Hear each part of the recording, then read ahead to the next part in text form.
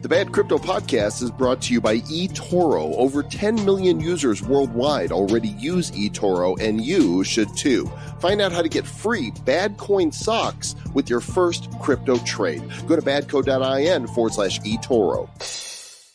North America, South America, Europe, Australia, Asia, and Africa. Yes, cryptocurrency is indeed the revolution heard around the world. Okay, Antarctica too. And today we're pleased to welcome our friend Ran Neuner to the show, host of CNBC Africa's wildly popular The Crypto Trader Show. Ran has a great story to tell and a great accent with which to tell it. So no matter what time of day you're listening, we're about to have a Neuner. See, we're always thinking of you.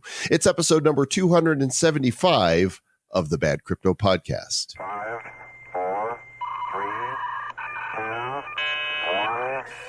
0, ignition. Who's bad?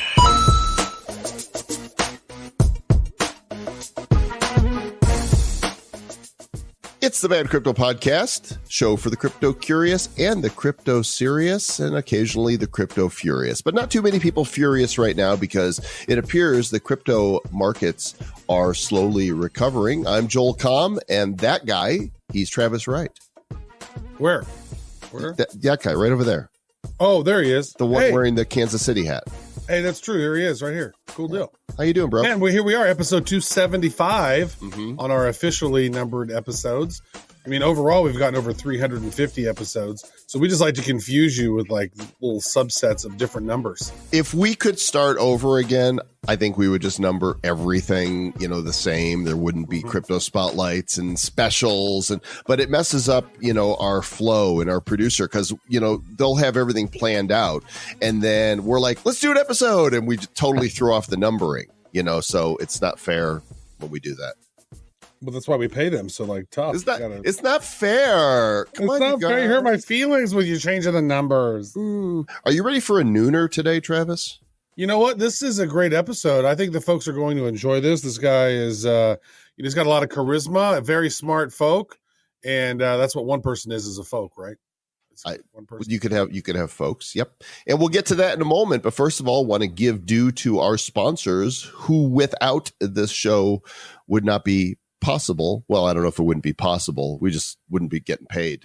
That would suck because you guys aren't paying us, right? I mean, that's true. Nobody's throwing. Not even one Satoshi. I don't think not even one Satoshi been donated. That's fine. You don't have to because we could thank Blue Shares for sponsoring the show. The Blue Shares security token. These guys claim to be the first construction and mining company to offer their shares using Ethereum smart contracts and providing 24/7 worldwide access to real world value. The company is a Swiss-based company called Interprom Mining AG, and they are into real world mining, not crypto mining, real world mining, as well as construction. And if you go to their website at blueshare.io, they're doing their token sale right now. And I like to look at the roadmaps to see, how far along the roadmap are they doing this thing? Well, they came up with the idea for Blue Shares on their existing business in the first quarter of last year, 2018. They've put a lot of work into preparing their STO. They've been on the road presenting it. They've had audits of their smart contracts. They've generated 300 million Blue Share security tokens, the BST. They're in the offering right now. And by quarter 3, they say that they will be listing on at least one securities exchange. So you can see the roadmap, learn more about the team and the project. And if you are qualified and able to participate in the security token offering, the STO, blueshare.io is the website. So thanks, Blue Share, for supporting Bad Crypto. Yes, and also a big shout out and thank you to Divi. If you've not heard about Divi yet, then you've not been listening to the Bad Crypto Podcast because we've shouted them out many, many times. Divi is a crypto app that makes it really easy to earn, transact, and store your cryptos. And they also are the first crypto ecosystem powered by masternodes that can be installed in one click. Mr. Joel Comm is a big fan of this, as am I. With the masternodes, one-click cloud installer, you actually can begin earning your crypto at a click of the button. It takes less than 5 minutes to get it set up, and then you basically You have to, because what happens is your cloud mining is happening in the cloud. And so you got to do a little PayPal action to get your masternode set up. And then once you have your masternode set up, you're going to start earning your divvy pretty much every day. And if you have a gold masternode set up, then you're earning about, how much is it per day, Mr. Joel? I want to say the gold is bringing in about 1,500 or so a day. In fact, every time we talk about Divvy, I launch the Divvy desktop app because it's a set it and forget it. You don't have to keep it open, and it's syncing with the network right now. But I'm pretty sure it's 1,500 to 2,000 a day. So my master, I think it's around 2,000. I think it might even be 2,100 or so. I think is what I'm getting. And then you have another one set up. You have like a silver set up, and then I just have the gold set up. It's pretty cool. And so, yeah, it actually reduces the friction of crypto and through the UX and the UI. So go check it out. And if you like crypto and like earning crypto, basically you can stake your crypto with the masternode with Divvy. Check it out. Divvy Project, DIVI project.org. You know, they've got, according to their website, 13,000 community members now and 453 master nodes running. So I'm a fan. Yeah, do check. And thanks to both of our sponsors. We appreciate you. And those of you in the Republic of Bad Cryptopia, you can show our sponsors some love. Go and check out their stuff. Send them a message, send them a tweet, go to their Telegram, say, hey, heard about you on Bad Crypto. And that would mean a lot to them as well as to us. That's cool. That's true. Hey, let's do a quick bad coin update before we get to the interview. Who's bad? Yes, just a quick update to let you guys know that your coin, your bad coin, ladies and gentlemen, is now available on the Coin Payments platform. Wow. Which is really cool. So what that means is users can store, send, and receive through their own hosted wallets, and businesses can automate payments through their APIs and plugins. What does that mean? Stores can accept bad coin. You can pay for things in bad coin. You could literally go to Shopify and set up a Shopify store and then connect it to Coin Payments and accept bad as a payment method. You could do that if you wanted to. How handy is that? Yeah, the folks at Coin Payments came to us and said, what would you think of us implementing bad coin into our roster of cryptos that merchants can accept? And we said, give us a second to think about it. Okay. I was like, nah, yeah. I don't know. It doesn't sound like a good idea. Yeah. So, again, the community is, awake to what's happening with Badcoin, and they are making it easier. And you could check our show notes for their blog post where they talk about it, and their tweet. The show notes for this episode are badco.in/275. Also, you shared a tweet with me just yesterday, Travis, from CoinHost. Now, CoinHost.io, what's this about? Yeah, CoinHost.io. Their Twitter handle is at HostCoin. HoistCon. No, HostCoin. And so the CEO, Mac and Matthews, he had sent out a message. So I guess he saw the Coin Payments announcement and said, hey, let's get Badcoin on HostCoin. And so, so CoinHost is now accepting it. What does that mean? That means I think you can buy domain names. You can get web hosting and pay for it in Badcoin. That's awesome. So more and more stuff is popping up that people can pay with Badcoin. And we're just getting started, folks. I mean, Badcoin's not even 2 months old. And here it is. New things are popping up. And, hopefully some new exchanges will be set up in the future. If you have an exchange and think that Badcoin would be good on that, then you can reach out to us and offer us that if you'd like. And we'd love to get that on some good exchanges, especially for folks in America. And I know they'd like that. And Mr. Travis, right? We have been approached by a couple individuals that are interested in perhaps starting up a Badcoin foundation with, that would become an independent organization that would then be in charge of spreading the good news of bad, the good news of bad. I love that oxymoron. The bad news of good. It's all good. It's all bad. Yeah, so think about that, man. That's awesome. So if you're not mining yet, go to badcoin.net. Get yourself mining. I think there's over 500 miners now mining, and you should do it too if you like to do it. If you got an old cruddy computer or just your regular computer, you've never mined before, Go try it out. Oh, It doesn't cost you anything. and one more piece of information, we'll be reminding you this many times, but if you are one of the people that is holding bad coin, the old bad coin on the BitShares decentralized exchange, you need to do the swap because those will be going away. That token on BitShares will be going away because it's a worthless token over there, and it was just something that was given away to people that, you know, it was airdropped, and it was for people that were friends of the show and so on. If you go to badco.in/swap, you'll see how to swap out your old worthless bad coin tokens for the new nearly worthless bad coin. I'd say worthless, but a bad is worth 1 Satoshi apparently. So far, so good. So far. All right. So there you go. There's your bad coin update. And now let's go to our friend Ran Neuner from CNBC's Crypto Trader Show. You know that crypto is moving to mainstream when mainstream television begins to host shows around the subject. And today we have the host of CNBC's Crypto Trader Show along with the ride here. His name is Ran Neuner. He's the CEO of On-Chain Capital. They're a crypto asset fund and advisory service. And he, in 2017, launched the world's first televised crypto show called Crypto Trader. And it's the most viewed show on CNBC today. Ran, welcome to Bad Crypto. Thank you very much. What a warm introduction. Well, I'm usually a warm person. If Travis does the introductions, it's a little more on the lukewarm side. That's true. That's true. But hey, I'm glad you're here as well. So yeah, thank you very much for having me. Your bio is actually a lot more interesting than what I shared there. It's just super long, but if you want to kind of give us just a quick bullet point overview of where you came from, which I know was South Africa, and some of the things you've done, go ahead and hit us with that so people know who you are. No problem. So I'm actually an entrepreneur. I lived in South Africa for most of my life.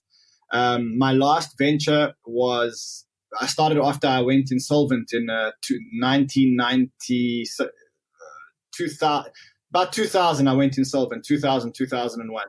I had nothing better to do, and I had a girlfriend who was doing in-store promotions. Now, in-store promotions are the ladies and guys that you see in the stores doing alcohol tastings and toothpaste tastings and stuff like that. I went to visit her one day in a store when she was doing these tastings, and a few things happened. The first thing is she wasn't there, which showed me the first problem in this industry, that the people that were supposed to be working don't go to work. The next thing is I saw 60 other people in one supermarket doing exactly the same thing, and realized that there were about 5,000 supermarkets in South Africa. And I multiplied 5,000 supermarkets by 60 people doing promotions, and I realized this is a huge industry. And to cut a long story very short, started a business in 2001. And sold it in 2015.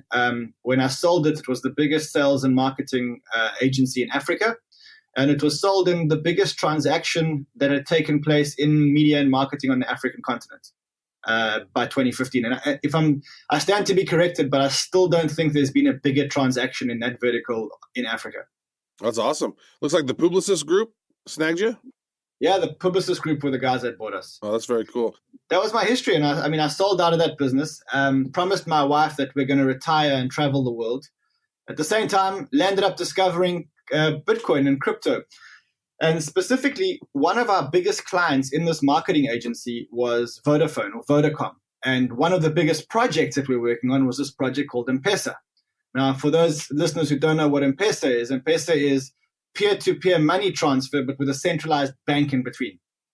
And we had endless problems because we always needed a banking license in order to perform the services. So what people don't know is that a lot of the challenges that we had around launching and running M-Pesa was the fact that we were always hindered by the banks and the banking licenses and the corruption that happens in between when you're living in a continent like Africa, or on a continent like Africa. And so when I discovered Bitcoin, what I realized was that Bitcoin is actually M-Pesa without the bank in between. And that got me right down the rabbit hole, and I haven't been able to come out since. Yeah, those pesky banks, they don't seem to want to play along. They seem to like their ingrained system that's of this fiat currency that's been around for a long time. They like all of the intermediaries and all that stuff. it seems like they don't like this whole Bitcoin thing. Yeah, I think the problem is not the banks. I think the problem is much more the regulators. So, I think banks should be able to exist, but I think there's a level of regulation which is too high on the banks. And I think a lot of the pushback we're getting from banks is actually not really the banks, it's actually the regulators. Now, is that the regulators in South Africa or just all over the world? Well, I think banks are highly regulated. I mean, if I look specifically at United States regulators, I think that the United States is one of the most over-regulated financial systems in the world. Amen. Now, come on, preach it, brother. Yeah, I mean, in general, the US is an over-regulated society or country. I mean, having come from a country or a continent where laws are very flexible, to say the least, you come to the US and you realize that in the US, everything works on systems and processes because you're dealing with so many people. And it's super, super, super regulated, ridiculously, stupidly regulated. And to add to all of that, it's also over-enforced. Like, there are many countries that have amazing laws, but don't enforce them as harshly as the US enforces their law. Well, I have a theory that the US is over-policed. There's too many police. There's too many policemen. There's too many law enforcement people, and they have to earn their living. And so what they do is they over-enforce the law. And I've met people since I've moved to the US that have been convicted of crimes for the most ridiculous, stupid things, where in other countries that'd probably be let loose. Yeah. So I think the US is over-regulated and on top of that, over-enforced. And that's a very scary combination, specifically for startups. And we see that when we look at the ICO or blockchain company infrastructure in the USA. It's disappointing because there are so many rules here and there are so many entities within the US who want to take responsibility for enforcing the rules that the result is for these startups, they cannot work properly. Well, we are the land of the free and the home of the brave. Or at least we started out that way. And now a certain number of the population have been persuaded and convinced that they need daddy government to protect them and to make sure that, they run their lives and are provided for. And it's really becoming a nanny state. And it's unfortunate because people have really been brainwashed into thinking that government can solve their problems. Exactly. And I mean, again, like I say, everybody here just makes sure that they follow the rules and impose the law correctly. And, that's the way that businesses are set up here. They're set up here to avoid liability. I want to give you a really, really, really crazy example. I have been banking with my existing bank in South Africa for many, many years. I'm, I think, a good client. I have a relatively good balance sheet, a high net worth. And I came to the US. And, in South Africa and in Europe, I hold American Express Platinum cards. I own Visa Platinum cards. I spend a lot of money on credit cards. I came to the US 2 months ago, and I applied for a very basic credit card, which was going to give me $5,000 overdraft. And because I don't have a credit score, I was flatly declined. No negotiation. You simply don't have a credit score, therefore we cannot assist you. And I mean, it's that kind of pragmatic thinking that follows the rules without any type of human interaction or human involvement that I think it hampers innovation. It certainly does. Yeah, Travis, go ahead and do, because you talk about this all the time. Yeah, it's one of those things that Joel and I, we chat about on, frequently, because you kind of hit on it a little bit when you were talking about the ICO craze and how, innovation is, the frameworks here in America. What we're seeing is, the Silicon Valley of tomorrow is not in America. It's in Switzerland, it's in Singapore, it's in, Costa Rica or Malta or Gibraltar. It's all over the place. These innovative companies now that would be built on blockchain or some of these other emerging technologies are leaving America. And I think that you're right. They overregulate. They don't necessarily even understand the technology, right? So they want to regulate something they don't even understand, and they push away the innovation, and the innovators leave the country, which is not good for the overall future look of the economy, right?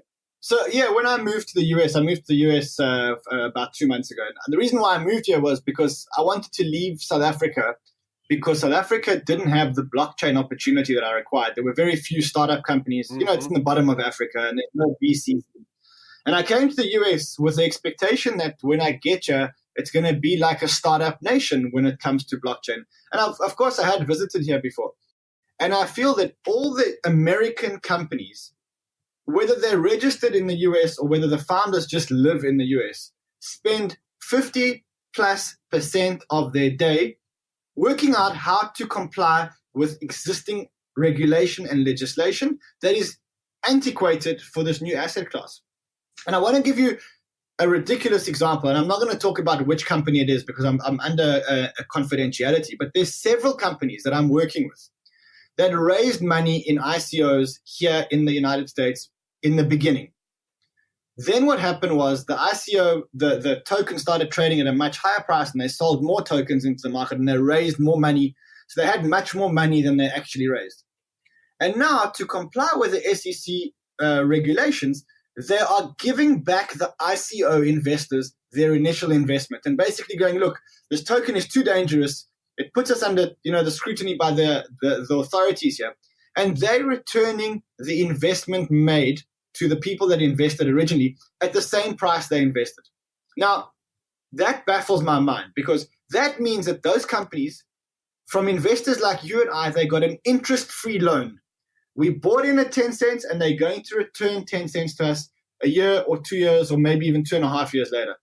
And this is what the SEC calls protecting the investor.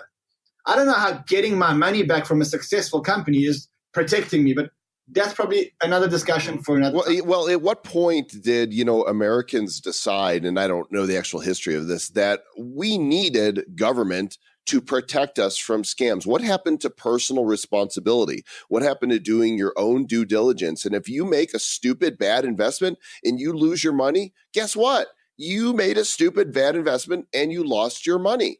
It's like whatever happened to personal responsibility? And I have a feeling that you are a big fan of personal responsibility.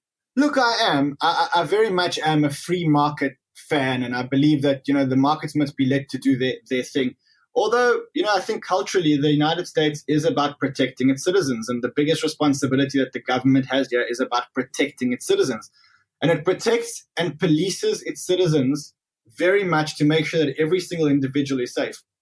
I want to give you another example. It doesn't relate to blockchain, but it shows the culture or the culture shock that I'm experiencing here in the US. I come from a country where even if your house is in the middle of a robbery and you phone 911, there's a very high chance that nobody will answer.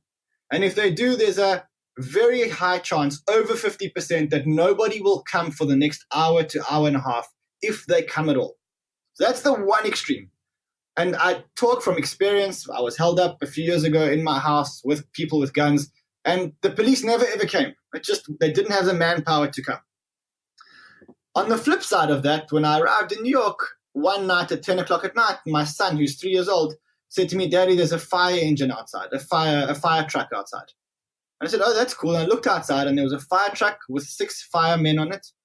And there was a police car on either side, each one with 2 people on it. And I thought, wow, this must be there must be something huge going on here. I've never seen this much manpower. Anyway, I took my son down. It was 10 o'clock at night. And as we approached the fire truck, a policeman came up to and said, "Please, sir, step away, step away." And I thought, this must be really big, but I don't see any smoke. I don't see anything wrong. Anyway, long story short, they started up these chainsaws, and these chains, and I'm thinking, wow, someone's really stuck in this apartment.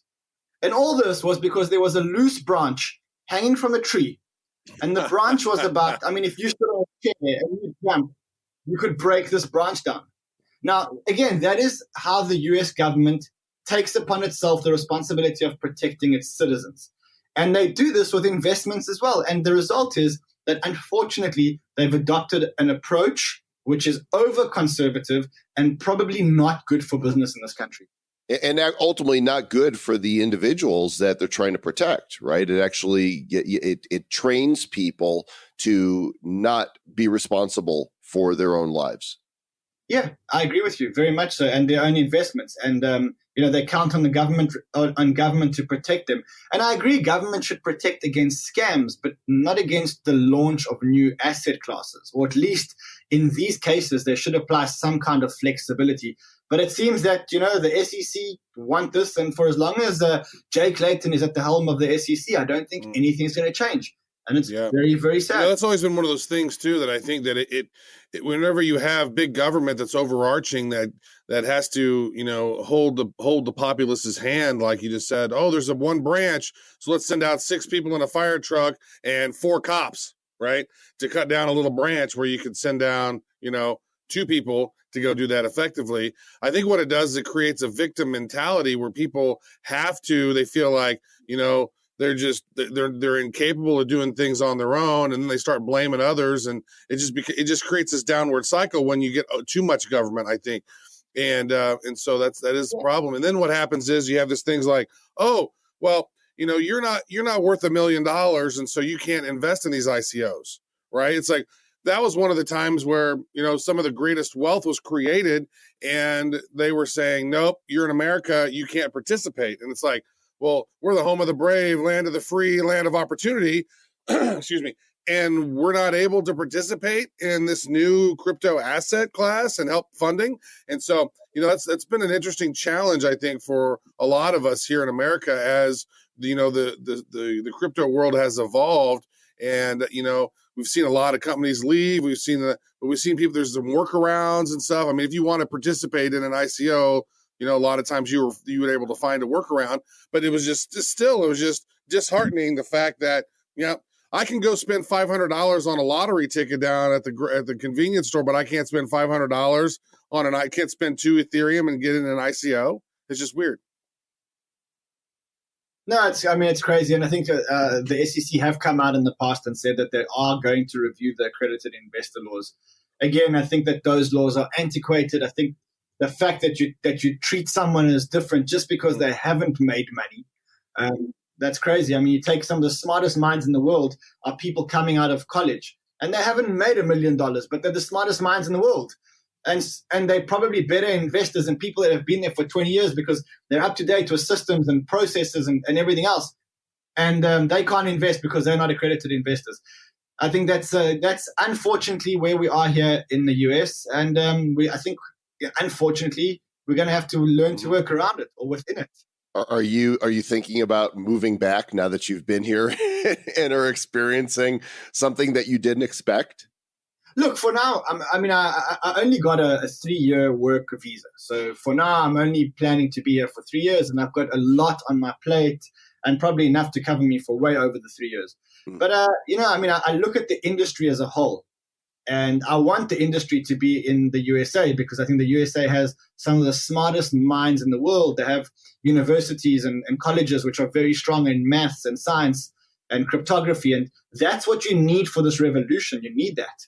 But again, I think that the US is unfortunately messing it up by being over-policed, and they need to realize the value of this next revolution. And until they realize the value of this next revolution, well, I do know that that it's interesting that they're not necessarily putting definitive regulations on the space. They're just kind of using some of their old, antiquated regulations, and they're sort of holding off on plopping down the crypto asset regulation stuff, on the pipeline. So we'll see how that goes out. I want to ask you some questions around this. So you had a creative agency, you did a lot of interesting stuff there in South Africa. Like you said, you had the Creative Council, which was a top agency, and you ended up selling that.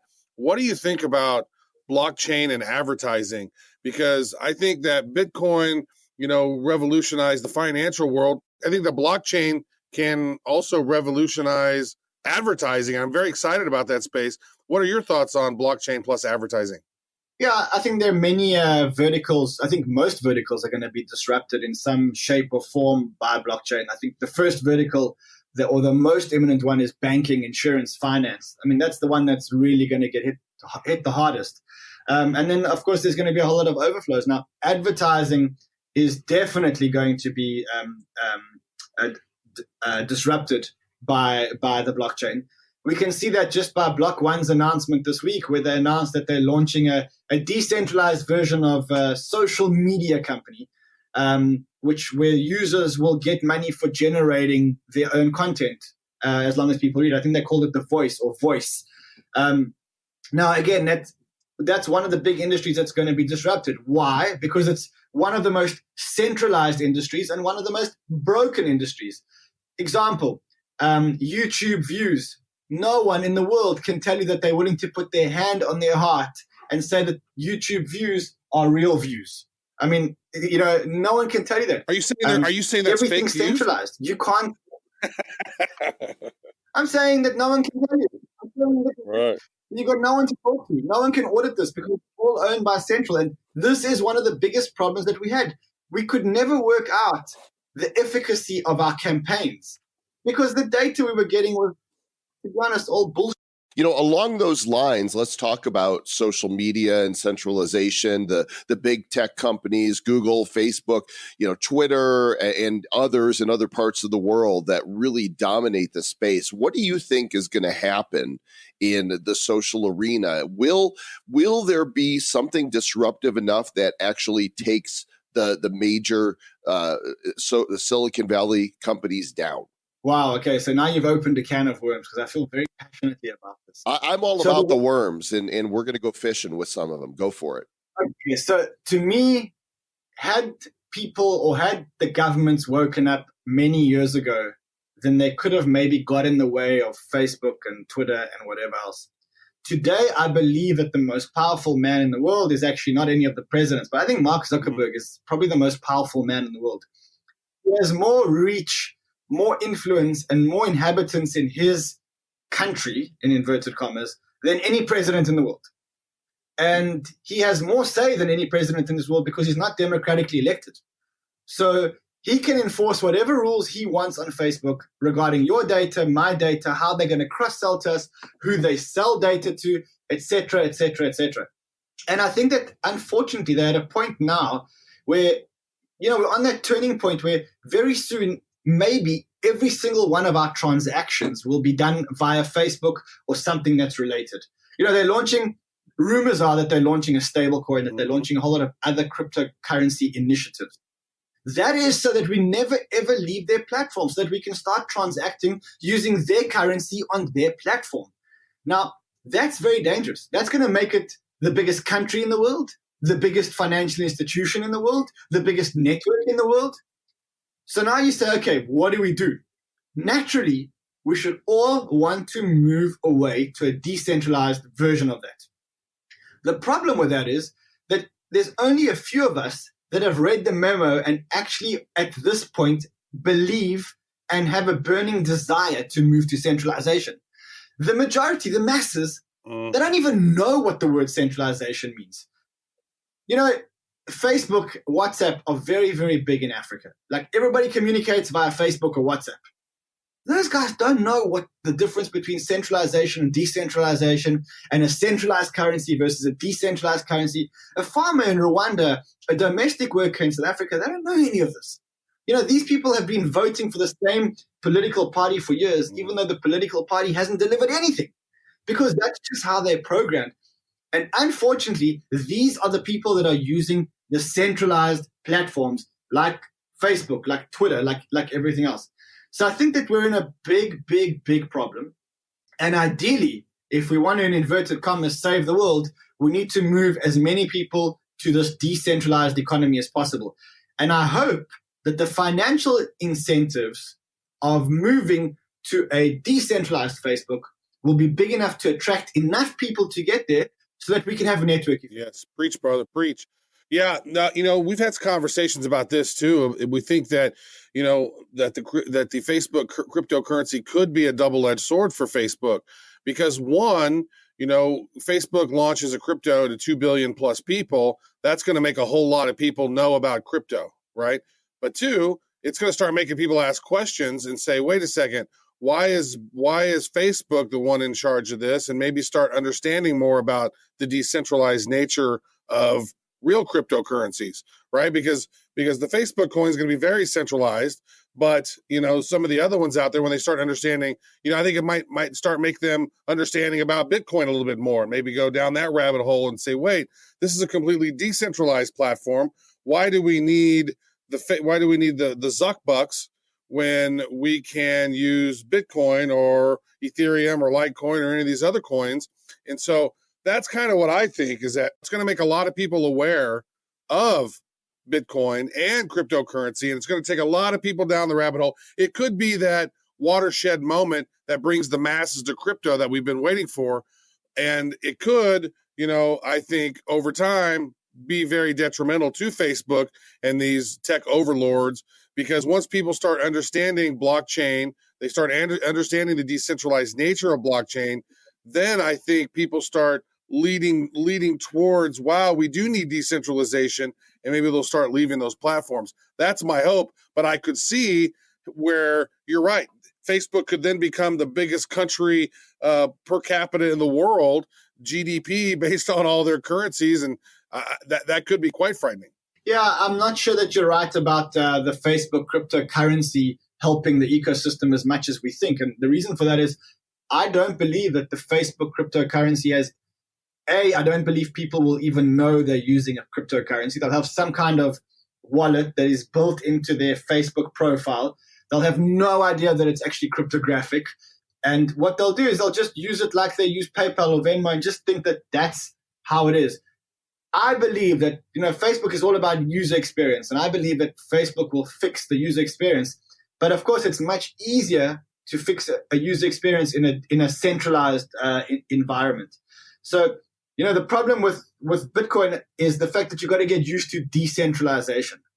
And I think with a Facebook, with a Zuckbuck or whatever it is, you'll still be able to phone Facebook if your money disappears out of your wallet. And you'll never, ever be given a private key to manage. And you'll never, ever have to enter a public key to send money from one person to another. You'll just use their Facebook profile. I think Steam, though, is going to become the MySpace of social, because didn't Block One just announce that they are launching on EOS Voice, which is a new decentralized social media platform that is supposed to compete with Facebook? Exactly. And, the irony is that, you think who was the founder of Steam? And it was Dan Larimer who was the founder of Steam, if I'm not mistaken. And who's the founder of The Voice? Well, we know Dan Larimer is somewhere in Block One. So, put one and one together. Well, I think The Voice is a TV show, but this is just Voice. Not to be confused. Just a little bit of trivia, though. Travis, you said watershed moment. I'm wondering, do either one of you know where that phrase watershed moment came from or what it means? Guilty as charged. I have no idea. I had to DuckDuckGo it so that I would know. In the U.S., the technical sense is a drainage area feeding a river or other water system, which it means an experience or event which produces profound effects later on, much as heavy rains in the mountains may lead to floods later on in the valley below. So in a sense, growing up in suburbia might be said to have been a watershed experience for many American writers who talked about it. Because it makes no sense. Like, oh, that's why. Sounds like it. And now we've learned something today. Thank you, Mr. Showcom. Finally. Now, Ran, are you a financial advisor? I'm not I'm a financial, I hold a CFA, a chartered financial analyst, but I'm not a financial advisor. Okay, so without with that full disclaimer there, I would like to know which projects you are most bullish on personally in the crypto space. I think we need to break it down into two verticals. Obviously, the first vertical is, let's break it down into three verticals. The first vertical is listed tokens. And when it comes to listed tokens, specifically the top tokens, and the reason why I cite the top tokens versus any other token, I think we're getting to that point where we're building slight network effect around the top tokens. So, they say that what's important is not how good your technology is. It's the network effect that you can generate. And that's why most US projects, or most projects that companies they valued them by how quickly they managed to get to a million users. And that shows how quickly they were able to generate a network effect. So for me, when I look at tokens today, I look specifically at the bigger tokens, the ones that are managing to generate the network effect. So, you talk about tokens like Bitcoin Cash, either variable of Bitcoin Cash, so Bitcoin ABC or Bitcoin SV, EOS, Ethereum. Although I am worried about Ethereum and scaling. I think Ethereum are losing a lot of the developers to more decentralized options. So, things like EOS and Tron.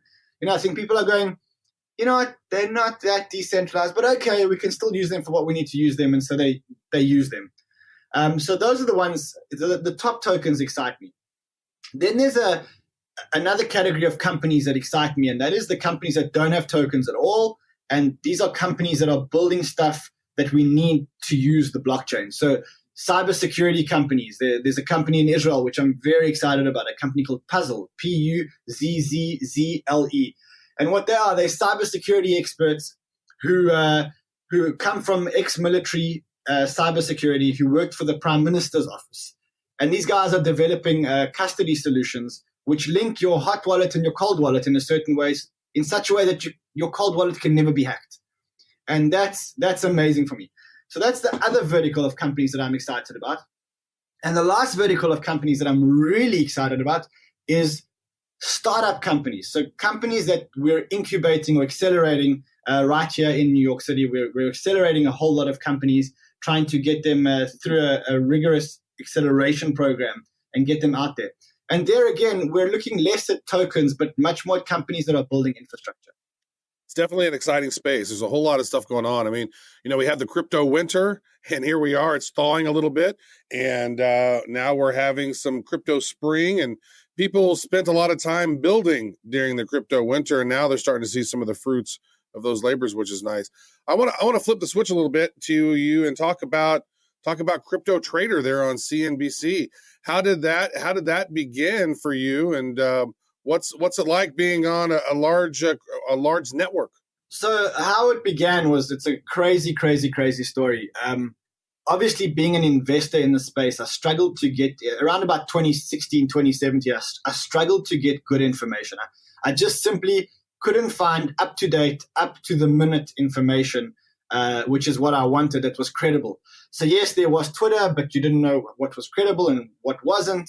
And there were a couple of podcasts, but they weren't current. They were only launched, a week later or 10 days later. And they were much less about news and much more about, in-depth topics. And I needed something that gave us news, and that's what I wanted. And so naturally I went to CNBC, and of course, their first reaction was, this is never going to work, you're crazy, et cetera, et cetera. But eventually, one of my good friends is a director of one of the owners of CNBC in Africa. And I taught him about the blockchain.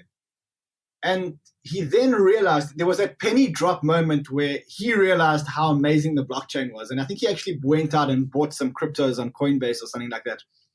And then he wanted information. And we realized together that there's this great need for the show. And so he said to me, look, go and talk to the production people at CNBC and tell them about your idea. And I said to him, the idea was something that I just came up with. I said, look, we should have a show on Bitcoin. And he's like, okay, go and talk to the production people. So I go and talk to the production people. I thought it was going to be a half-an-hour meeting. And the head of production says to me, I don't really understand what Bitcoin is. Can you explain it to me? And 2 hours later, after I'd explained Bitcoin and Ethereum and centralization and decentralization, she also had the penny drop moment. And she got so excited. And she said, look, we have to have a weekly show about crypto on CNBC. I was like, great. Well, you guys phone me when you need me. And she's like, no, you're going to do the show. And I was like, hold on a second. I've never done TV before. And now you guys want me to do a show. She says, yes, and it must be live and it must be 26 minutes. And I was like, whoa, I've never done TV before, let alone live TV. Weekly sounds like a big task, and 26 minutes sounds like a lot of time to fill. Anyway, we did a pilot. And it was the craziest thing, because we did a pilot on what we call the graveyard slot, which is like a 9 p.m. slot on a Thursday night where really nobody watches CNBC. And people watched it on TV. It was a terrible show. I mean, if you go onto my CNBC Space Crypto Space Trader YouTube, you'll find our first show there. And I was so bad. I was blatantly reading off the teleprompter. I was so bad at TV. I don't think I've improved very much, just for the record. We ran the episode, and the next morning, my wife came to me and said, did you advertise the video on YouTube? And I was like, no, what are you talking about? She said, well, you had like 20,000 views. And I'm like, what? And then we realized that it's actually not people in Africa who want this information. It's actually people all around the world who want it. And so that was the beginning of Crypto Trader. It was in August 2017. We're coming to the end of our second year on Crypto Trader. It fast became the most watched show on the channel and the most wanted show on the channel. Everybody wanted to talk about crypto back then. We were in the middle of this bull market that ran for like 6 months. And it was, that's it. I mean, the rest is history. Today we produce a weekly show. It's being produced here in the United States, and it's aired every Thursday and posted on YouTube. Well, congratulations on that. Those types of stories are the best. You didn't see it coming. You weren't going into it, to host a show. It just happened and you went with it, and it's been magical. And as a result, your life has changed, right? Of course. I mean, the show has been amazing for me in many respects. Obviously, it's given me amazing exposure, which goes without saying. But on top of that, it's made me have to be current with all current affairs as they relate to crypto, because I never know what the guests are going to talk about in the show. And I've got to make sure that no matter what they talk about, I know what they're talking about, and I have enough to be able to conduct a full show about this. And so, I mean, the show made me have to learn about crypto, made me have to be up to date with crypto. Yeah, that's good. We kind of noticed that as well when we started our show back in 2017. We started off as, hey, Joel and I are learning about the cryptos. Let's teach others as we learn, right? So we call it bad crypto, not because crypto's bad, but because, hey, we're not good in the space yet. We're learning about it. And, 350 plus episodes later, here we are, and we've had so many amazing conversations with folks like you and so many other intelligent, amazing people that's in the space. And, with us having to spend each week just diving in and learning about what's going on right now, because you never know, what folks want to talk about. And it keeps you up to speed more so than most. So I know exactly what you're talking about. That becomes a very helpful thing, because, you end up being on top of the thing. That's one of the things that I've always kind of been like, is like, I like to know the trends. Every year when, Deloitte and Accenture and all those guys and Ernst & Young, they put out their, what are the top tech trends of 2019? I'll always go download those PDFs and read through them. That way I can see where the industries are going. And blockchain to me has just been a whole fun whirlwind that just doesn't seem to be ending anytime soon. Yeah, I think one of the important things to realize is, that in 2017, when I started the show, and I'm not too sure when you guys started your show, but it sounds like if you've done 350 shows, you probably started a little bit before me. But what I realized was that all I was doing a show was taking the audience on a journey, and that journey was the same journey that I was going on. So it's not like I had this like amazing knowledge that nobody else had. All I decided to do was to film my journey and to film the questions that I was asking, and to take users around the world with me on conferences. I mean, we were the first show that ever took a TV crew to conferences and started broadcasting TV shows from conferences. And actually, all I was doing was taking the audience on my crypto journey and showing them the people that I'd met, the people that I interacted with, the projects that at the time blew me away, the speakers that blew me away, and the news that blew me away.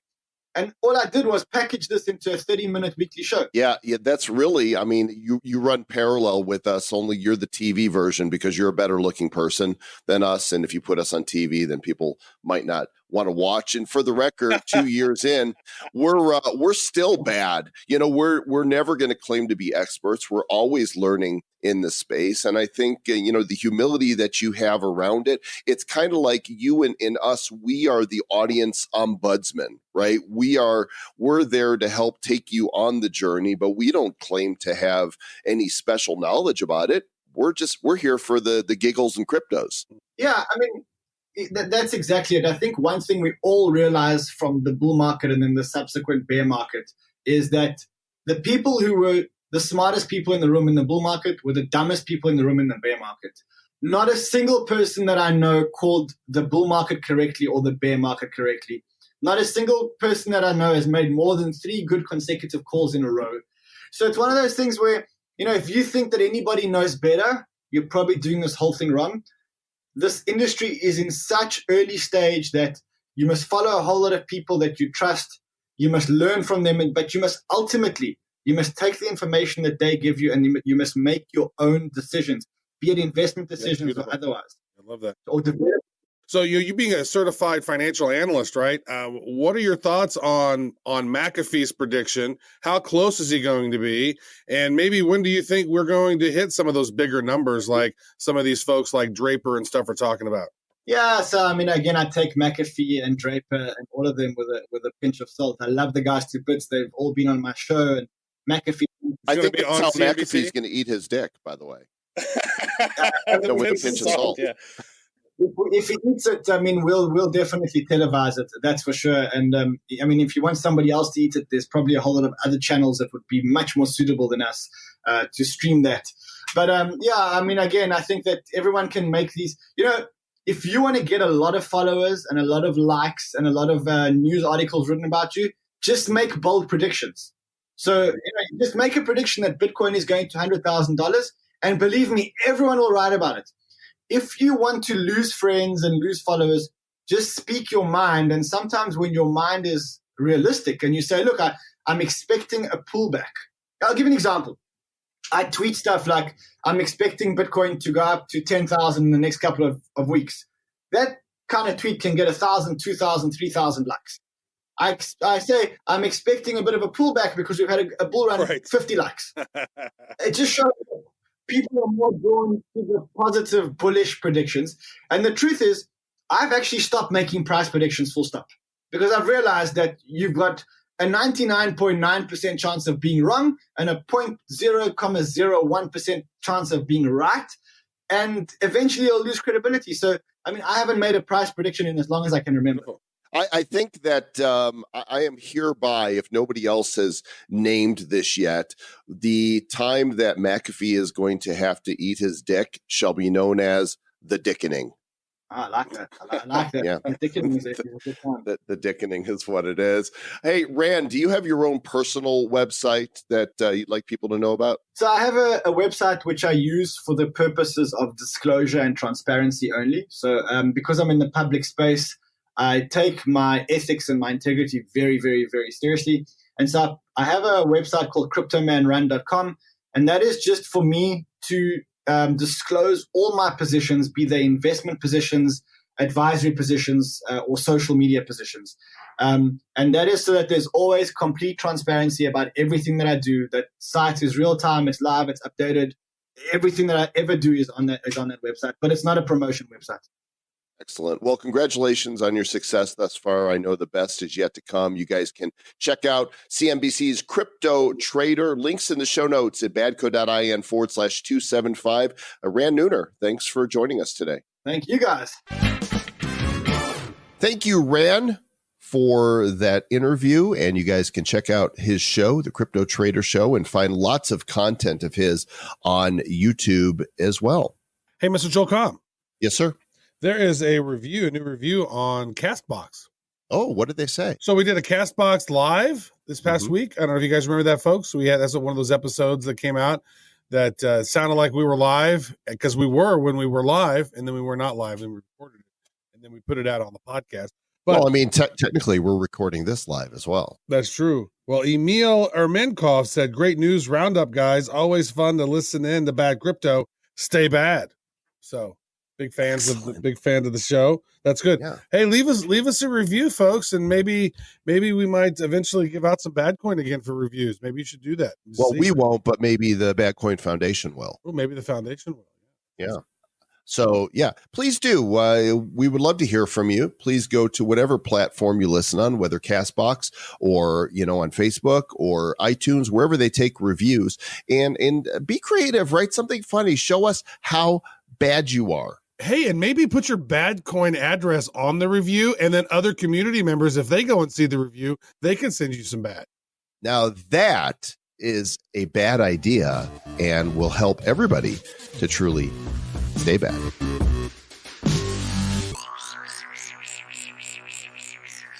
Who's bad?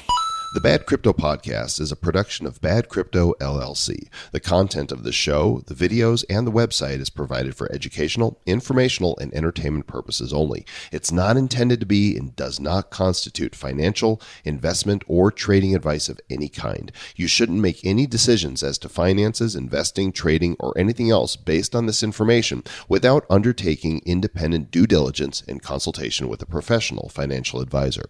Please understand that the trading of Bitcoins and alternative cryptocurrencies have potential risks involved. Anyone wishing to invest in any of the currencies or tokens mentioned on this podcast should first seek their own independent professional financial advisor.